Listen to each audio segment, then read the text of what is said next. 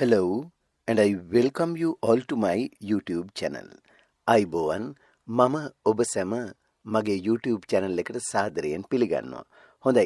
ඔන්න අද දවසෙත් මම අපේ අපොස සාමාන්‍ය පෙළ විභාගයට සූදානම් වෙන දූල පුතාලා වෙනුවෙන් තවත් ප්‍රශ්නයක් අරගෙන ආවා. අද මම සාකච්ඡා කරන්න යන්නේ අපොස සාමාන්‍ය පෙළ දෙවැනි ප්‍රශ්න පත්‍රයේදී ඔබට හමු වන තවත් වැදගත් ප්‍රශ්නයක්. මෙහිදී බලන්නේ ඔබට නිවැරදිව ක්‍රියාපදයක් භාවිත කරන්න පුළුවන්ද කියන එක. verbs පිළිබඳවයි ඔබගේ දැනුම පරීක්ෂා කරන්නේ.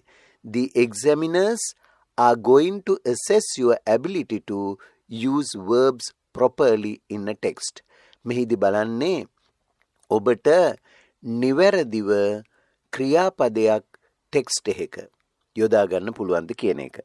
ඉතින් අපි අදත් වෙනද වගේම තාමත් මගේ channel එකට ඔබ subscribe කරලා නැත්නම් subscribe කරලම පටන් ගමු පාඩමට සවන් දෙන්න. හොඳයි. එහෙනම් අපි යමු පාඩමට. Welcome to Jayatissa Athaudahetti YouTube channel. අපි මුලින්ම ප්‍රශ්නය කියවමු. Read the following passage. කියවන්න පහත දැක්වෙන ඡේදය. In each line, one word is incorrect. In each line, සෑම පේලියකම one word එක වචනයක් is incorrect. එක වචනයක් වැරදි. Incorrect කියන්නේ වැරදි. And it is underlined. ඒ වගේම ඒක යටින් ඉරක් ගහලා තියෙනවා. දැන් ඔබට දෙනවා ඡේදයක්. ඒ ඡේදේ සෑම පේලියකම එක වචනයක් වැරදි. ඒ වැරදි වචනෙට යටින් ඉරක් ගහලා තියෙනවා. Write the correct word in the space provided. ලියන්න. Write. ලියන්න. The correct word. නිවැරදි වචනය in the space provided. සපයා ඇති හිස්තැනේ. Space කියන්නේ හිස්තැනක් දීලා තියෙනවා. ඉඩක් දීලා තියෙනවා. A dotted line. අන්න ඒක උඩ නිවැරදි වචනේ ලියන්න ඕනේ. The first one is done for you. පළමුවෙන් ඔබ වෙනුවෙන් කර ඇත. දැන් බලන්න පළවෙනි වාක්‍ය බැලුවම ඔබට වෙනුවෙන් ඒක කරලා තියෙනවා. බලමු මොකද්ද කියලා. I must tell you about the drama that I go to see last Monday. ඒතර මේ වාක්‍යයේ go කියන වචනෙට යටින් ඉරක් ගහලා තියෙනවා. ඉස්සරහ තිත් පේලියේ went ලියලා තියෙනවා. ඉතින් ඔබ දන්නවා ඕනම ක්‍රියාවක තියෙනවා ස්වරූප හතක්. මොනවද? present tense එක, go, past tense එක, went, ඒ කියන්නේ අතීත කාලයේ went, අතීත කෘදන්තයේ තියෙනවා gone කියලා gone, ඒ වගේම going going to කියන ෆෝම් එක තියෙනවා going, ඊළඟට will go, to go කියලා හතක් තියෙනවා ක්‍රියාපදයක ස්වරූප. ඒ හතට අමතරව ක්‍රියාපදයක් යෙදෙන තවත් අවස්ථා ගණනාවක් තියෙනවා වාක්‍යවල. ඉතින් මෙතෙන්දී අපි තීරණය කරනවා මේ went කියලා තීරණය කළේ ඇයි? කාලය අනුව. I must tell you. මම ඔබට කිව යුතුමයි about the drama. නාට්‍ය ගැන. that මොන නාට්‍ය ගැනද? I go to see last Monday කියන්න බෑ. last Monday කියන්නේ ගිය සඳුදා. ගිය සඳුදා නම් අතීත කාලේ. ඒක නිසා අර go කියන ක්‍රියාපදයේ අතීත ස්වරූපය භාවිත කරන්න වෙනවා. මෙන්න මේ ආකාරයට තමයි සෙසු ක්‍රියාපදත් ඔබ නිවැරදි කළ යුත්තේ. ක්‍රියාපද පමණක් නෙමෙයි තවත් වචන වර්ග ඇති මෙතන adjectives, nouns වැනි දේවල්. ඉතින් මූලික වශයෙන් ක්‍රියාපද ඉගෙන ගන්න අතරේ අනිත් වචන පිළිබඳවත් අපි අද පාඩමෙන් ඉගෙන ගනිමු. හොඳයි. එහෙමනම් දැන් බලන්න ප්‍රශ්නය කියවුවා, තේරුම් ගත්තා.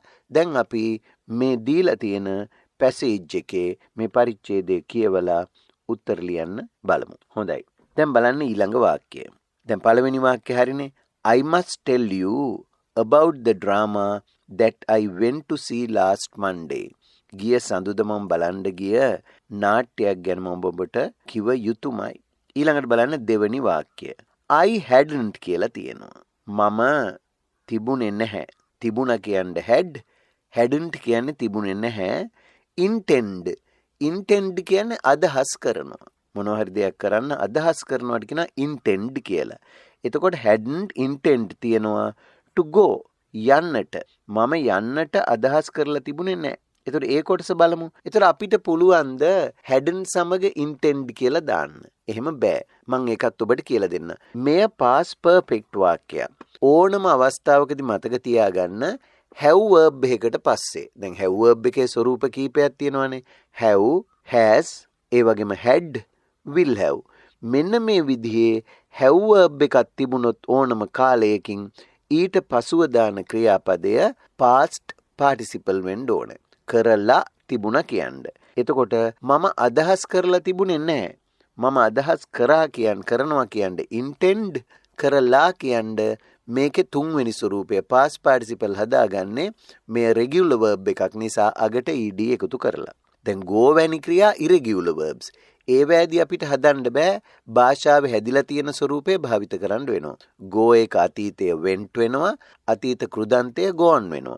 හැබැයි intend කියන එක irregular verb එකක් නෙමෙයි නිසා ඒකට අපිට පුළුවන් අතීතේ හදාගන්නේ ed එකතු වෙලා, අතීත කෘදන්තය හැදෙන්නෙත් ed එකතු වෙලා. එහෙමනම් මෙතෙන්ට එන්න ඕන I hadn't intended to go. මම අදහස් කරලා තිබුණේ නැහැ යන්නට.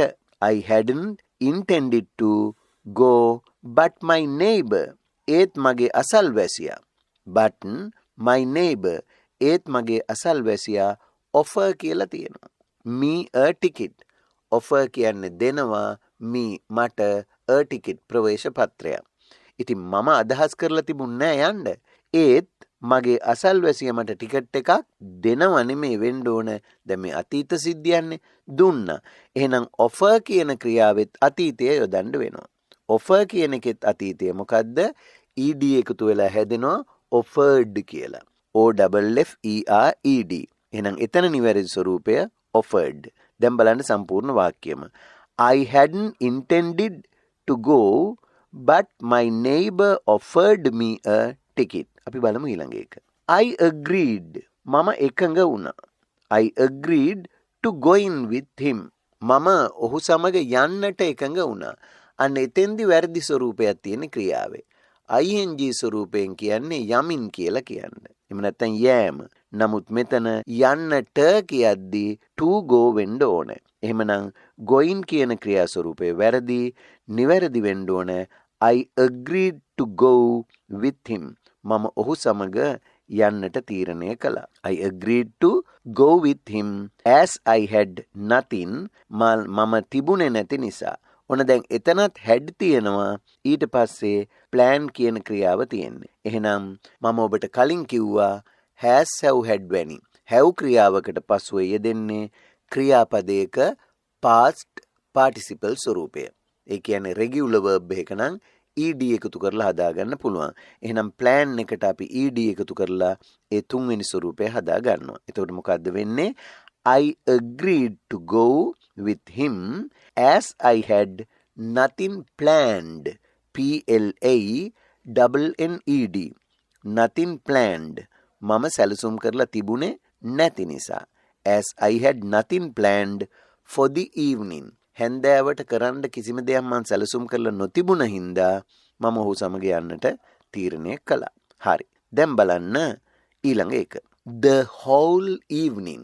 මුළු හැන්දෑවම was උනා amused කියලා තියෙනවා.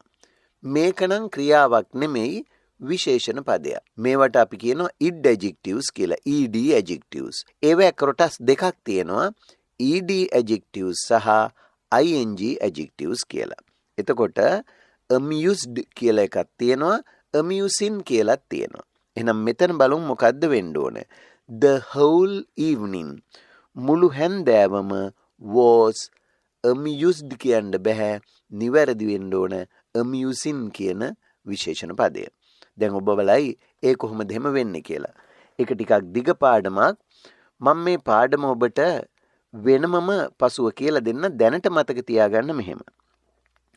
ඔය ed සහ ing adjectives යොදාගන්න මෙන්න මේ ආකාරයට.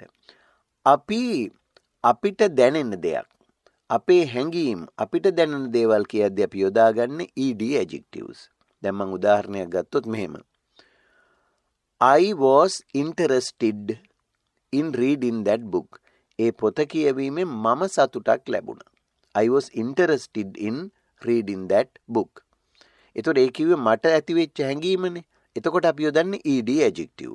හැබැයි අර බාහිර දේ පොත ගැන නම් මම කියන්නේ මම එතකොට කියන්නේ in adjective එකකින් it was an interesting book. ඒ රසවත් පොතක් වුණා. ඒ වගේ තමයි මෙතනත්. දැන් මෙතන කියන්නේ that evening මගේ හැඟීම නෙමෙයි කියන්නේ හැන්දෑව ගැන. ඒ හැන්දෑව the whole evening was එහෙනම් හැන්දෑව ගැන කියනවා නම් amusing වෙන්න ඕනේ. The whole evening was amusing. මට ඇති වෙච්ච හැඟීම කියනවා නම් I was amused. මම සතුටටපත් වුණා කියලායි කියන්නේ. හරි. එහෙනම් මෙතන එන්න ඕනේ. එතකොට මොකක්ද උත්තරේ? The whole evening was amusing කියලායි එන්න ඕනේ. බලමු ඊළඟ එක. I really enjoyed it very much. එතකොට එතනත් වැරදි. real කියන්නේ adjective එකක්. මෙතන enjoyed කියන්නේ ක්‍රියාපදයක්. එහෙනම් ක්‍රියාපද අලංකාර කරන්න අපි යොදාගන්නේ ක්‍රියා විශේෂණ. එහෙනම් මේ නාම විශේෂණය ක්‍රියා විශේෂණයක් කරන්නේ අගට ly එකතු කරලා. I really enjoyed කියලා හැදෙන්න ඕනේ. I really enjoyed it very much. මම ඇත්තෙන්ම ගොඩාක් සතුටු වුණා. ඊළඟට බලන්න. It was my first. එය විය.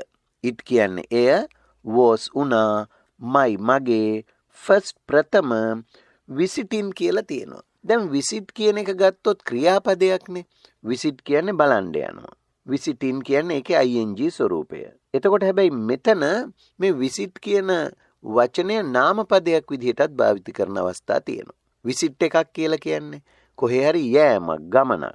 එහෙනම් අපි කියනවා මෙතෙන්දී it was එය උනා මගේ නම් මට අයිති දෙයක් නෙවෙන්න ඕන.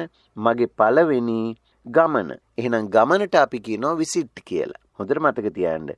එහෙනම් මෙතන ing අයින් කරලා visit දැම්මොත් හරියටම හරියනවා පිළිතුර. එහෙනම් it was my first visit to a theatre. එය මගේ රංගහලකට ගිය පළවෙනි ගමනයි.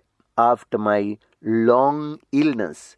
After කියන්නේ පසුව my long illness. මගේ දීර්ඝ අසනීපයෙන් පසු. ඊළඟට බලන්න. The story කියන්නේ කතාව. ඒ කියන්නේ ඩ්‍රාමා එකේ තිබුණ කතාව blank මෙතන තියෙන වචනේ were a translation. ඒ කතාව පරිවර්තනයක්. එහෙනම් කතාව the story කියන එක ඒක වචනයක් නිසා were දාන්න බෑ. අපි යොදන්නේ was කියලා. was. The story was a translation. ඒ කතාව පරිවර්තනයක් වුණා. but ඒ වුණාට look කියලා තියෙනවා very relevant to our society. නමුත් පෙනුනේ අපේ සමාජයට ගොඩාක් අදාළ එකක් විදිහට. එහෙනම් පෙනුණා. මොකද දැන් කතාව ඉවරයින් බලලා ඇවිල්ලා. ඒක නිසා look කියන එකේ අතීත ස්වරූපය හදන්න ඕනේ. looked කියලා ed දාලා. එහෙනම් නැවතත් බලන්න. The story was a translation but looked looked වෙන්න ඕනේ. but looked very relevant to our society. නමුත් අපේ සමාජයට ගොඩාක් අදාළ දෙයක් වුණා. දැන් බලමු ඊළඟ එක. After the drama නාට්‍යයෙන් පස්සේ we have dinner at a restaurant. එහෙනම් මෙතන තියෙන්නේ have වර්තමානින්. අපි ගන්නවා රාත්‍රී ආහාරය ආපන ශාලාවක. ඉතින් ගන්නවා නෙමෙයි. දැන් නාට්‍ය බලලා ඇවිල්ලානේ මේ කතාව කියන්නේ. අතීතෙට දාන්න එපා. එහෙනම් අපි කියනවා මොකද්ද? After the drama නාට්‍යයෙන් පසු we had dinner at a restaurant.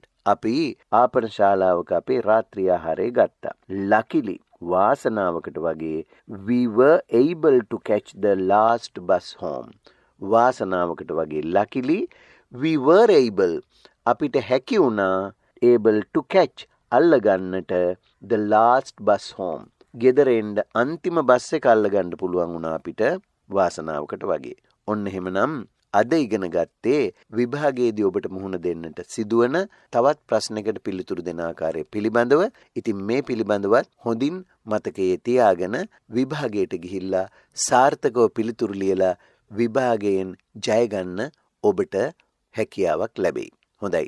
එහෙමනම් අදත් සමුගන්නට මත්තෙන් මම ඔබෙන් ඉල්ලා සිටිනවා ඔබ තාමත් මගේ channel එක subscribe කරලා නැත්නම් දැම්මම subscribe කරන්න, like එකකුත් දාන්න, මේ වීඩියෝ ඔබේ යහළු යෙහෙළියෝ සමග share කරගන්න.